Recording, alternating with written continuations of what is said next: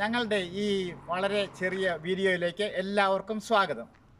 200ഓളം വർഷം മുൻപ് ജനിച്ച് 75 വർഷം ജീവിച്ചിരുന്ന ക്നൈപ്പ് എന്ന കുടുംബ പേരുള്ള ഒരു വൈദികൻ ഒരു നല്ല ചികിത്സാ രീതി കണ്ടുപിടിച്ചിരുന്നു. പ്രകൃതി തന്നെ നമ്മളെ ആരോഗ്യവാന്മാരാക്കുന്നു എന്നതാണ് അദ്ദേഹത്തിൻ്റെ പ്രിൻസിപ്പിൾ. അദ്ദേഹത്തിൻ്റെ ചികിത്സാ സമ്പ്രദായത്തിൻ്റെ ഓർമ്മയ്ക്കായി അല്ലെങ്കിൽ അതിൻ്റെ തത്വങ്ങളുടെ അടിസ്ഥാനത്തിൽ പണിതിരിക്കുന്ന ക്നൈപ്പ് ടവർ ആണ് ഇത്. അതിൻ്റെ മുമ്പിലാണ് ഞാൻ ഈ നിൽക്കുന്നത്. ഇതിനെപ്പറ്റി കൂടുതൽ ഇതിൽ വിവരിക്കാം. ചലനം, ഔഷധ സസ്യങ്ങൾ, ജലം, ഭക്ഷണം, ജീവിത ക്രമീകരണം എന്നീ 5 ക്നൈപ്പ് ജീവിത തത്വങ്ങളുടെ അടിസ്ഥാനത്തിൽ തടിയിൽ തീർത്ത ഒരു ടവർ ആണിത്.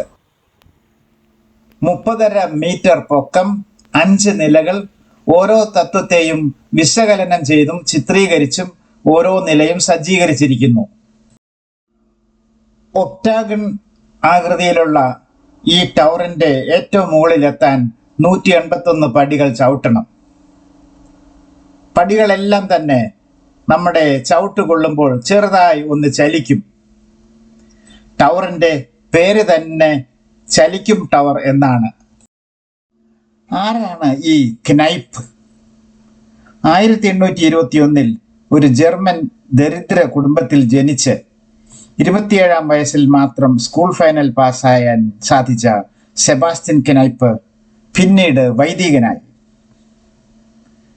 പക്ഷേ ട്യൂബർകുലോസിസ് പിടിപെട്ടു അദ്ദേഹത്തിന്. എങ്ങും ചികിത്സിക്കാൻ പോയില്ല, സ്വയം ചികിത്സിച്ചു. തണുത്ത ദാന്യൂബ് ജലത്തിൽ പല പ്രാവശ്യം കുളിച്ചു. ക്രമേണ അസുഖം മാറി. സാവധാനം സെബാസ്റ്റ്യൻ ക്നൈപ്പ് എന്ന വൈദികൻ പ്രകൃതി ചികിത്സക്കാരനായി മാറി. വെള്ളവും ഔഷധ സസ്യങ്ങളും ക്നൈപ്പ് ചികിത്സയുടെ ആണിക്കല്ലുകളായി മാറി. 1894 സെബാസ്റ്റ്യൻ ക്നൈപ്പ് വത്തിക്കാനിൽ എത്തി. അന്നത്തെ മാർപ്പാപ്പായായിരുന്ന ലിയോ 13 ചികിത്സിച്ചു.